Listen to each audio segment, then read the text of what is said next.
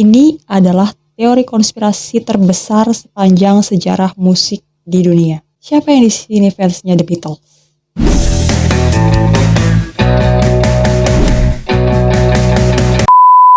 Halo Pips, selamat datang di YouTube channel gue. Salam kenal buat kalian yang baru aja mampir. Malam ini gue bakal bahas Paul is Dead di episode perdana terisi alias teori konspirasi. Pips, ini adalah teori konspirasi terbesar sepanjang sejarah musik di dunia. Baik itu major label, indie label, Britpop, Britrock, hingga genre musik lainnya. Siapa yang di sini fansnya The Beatles? Sebenarnya bukan fansnya pun pasti tahu lah ya, band yang digawangi oleh John Lennon, Paul McCartney, Ringo Starr, dan George Harrison. Namun apa jadinya jika fans fanatik The Beatles ini mulai mencari makna tersembunyi dalam musik dari band kesayangannya itu, terutama dalam tiap penggalan liriknya. Oke, mari kita selami lebih dalam lagi teori konspirasi yang mengguncang dunia permusikan ini. Sebagai fans berat The Beatles, kalian pasti telah mendengar setiap fakta, teori, serta cerita konspirasi tentang band ini. Oke, kita mulai aja pada analisis mendalam terhadap lirik yang ditulis oleh John Lennon CS dan percakapan pribadi mereka selama di studio.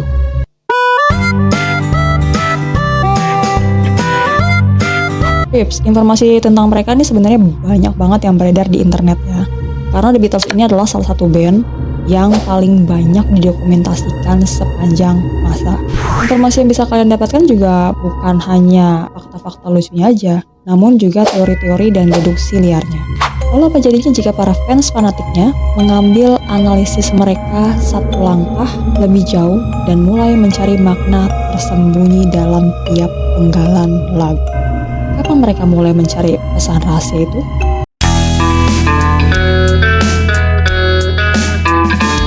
Terkait teori Paul is Dead, teori ini menjelaskan bahwa pada 9 November 1966, Paul McCartney tewas secara tragis dalam sebuah kecelakaan mobil.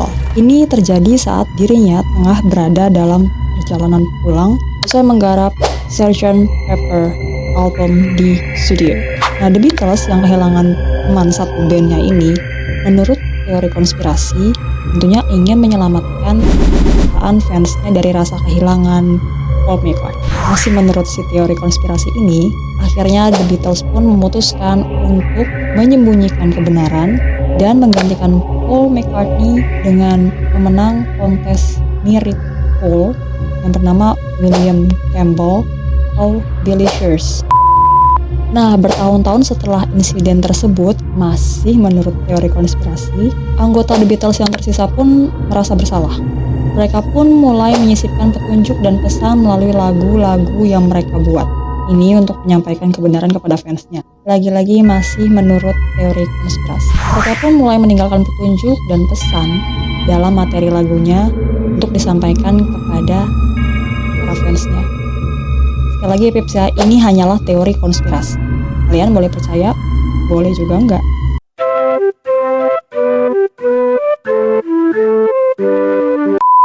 Kenyataannya, tidak ada bukti yang mendukung cerita ini.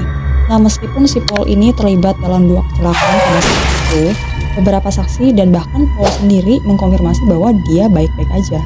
Selain itu, tidak ada bukti bahwa ada kontes mirip Paul yang pernah diadakan.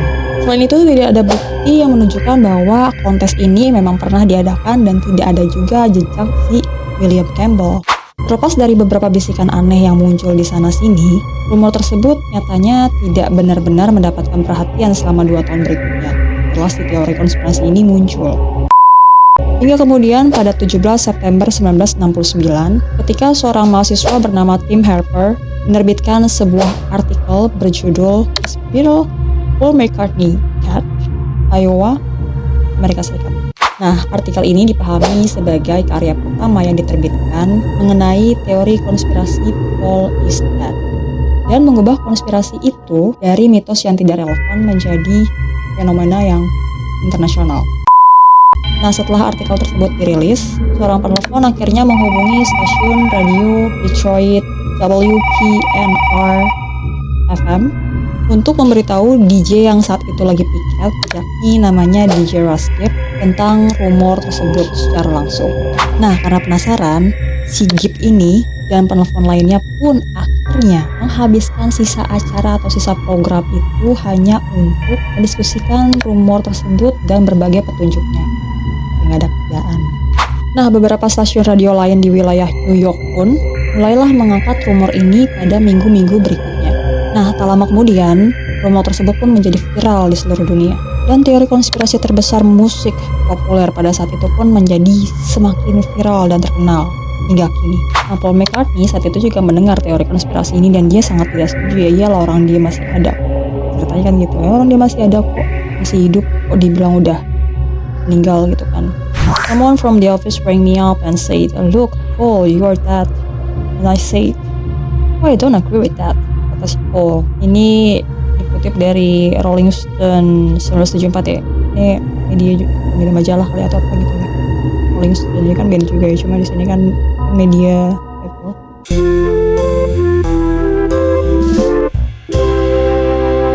Dalam 50 tahun setelah teori konspirasi itu viral secara internasional, fans The Beatles di seluruh dunia pun makin berspekulasi.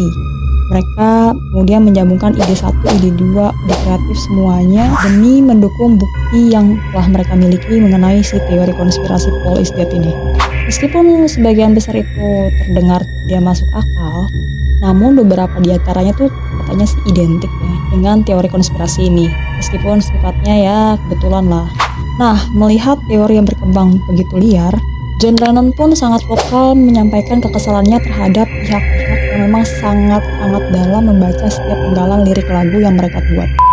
Sebagai tanggapannya, John pun menulis Glass Onion pada 1968 dengan tujuan untuk membuat bingung mereka yang mencoba untuk menggali-gali lirik tersebut.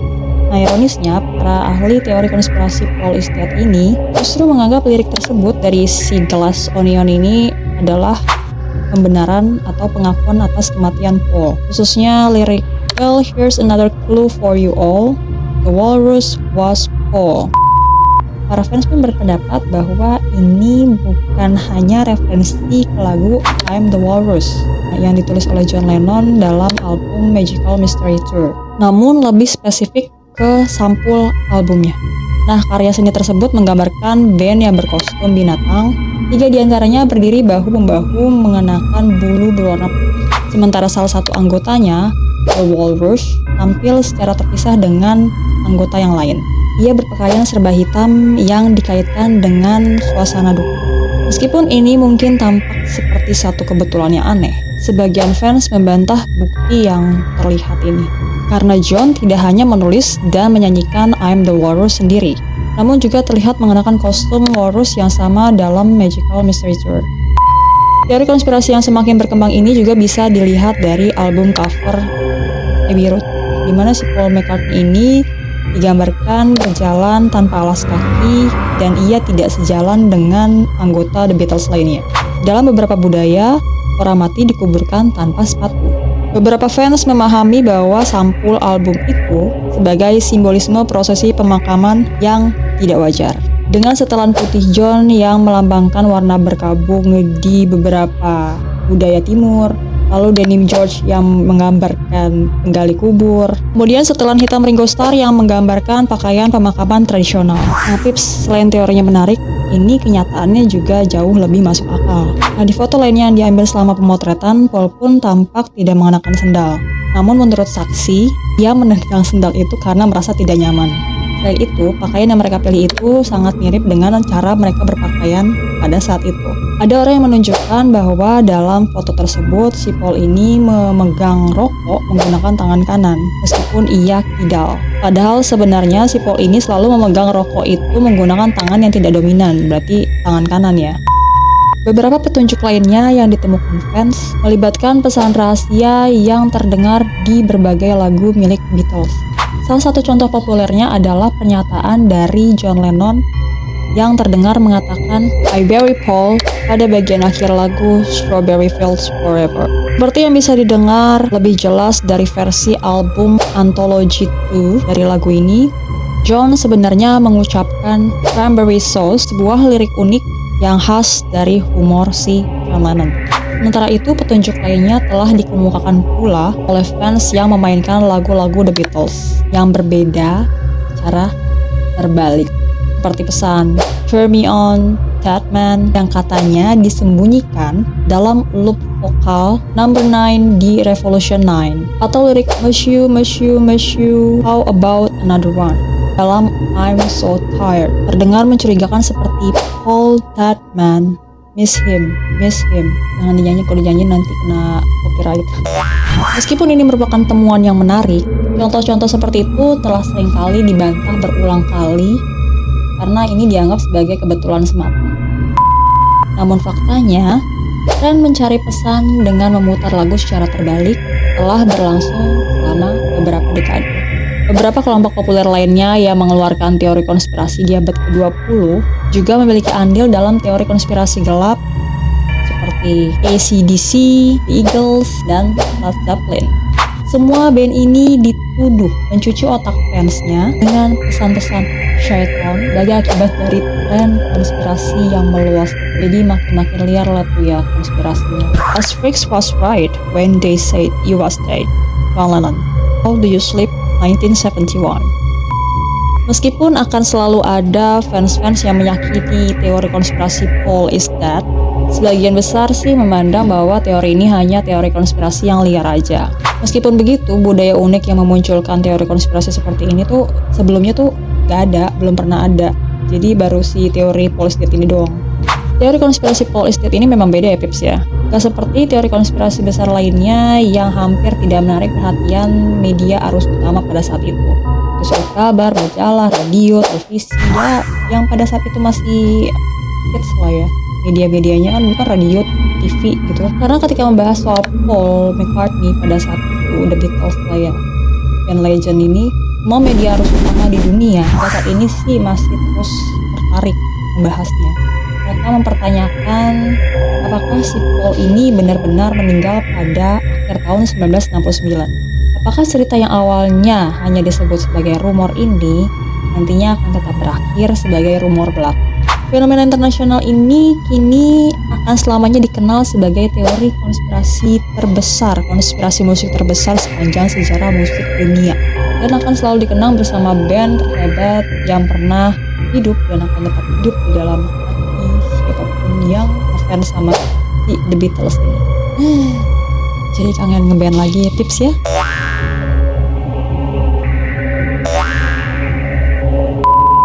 Oke, itu tadi teori konspirasi fenomenal yang terbesar dalam sejarah musik dunia. Paul is dead. Apa kalian sependapat sama gue atau justru punya pendapat sendiri? Coba komen di bawah ya.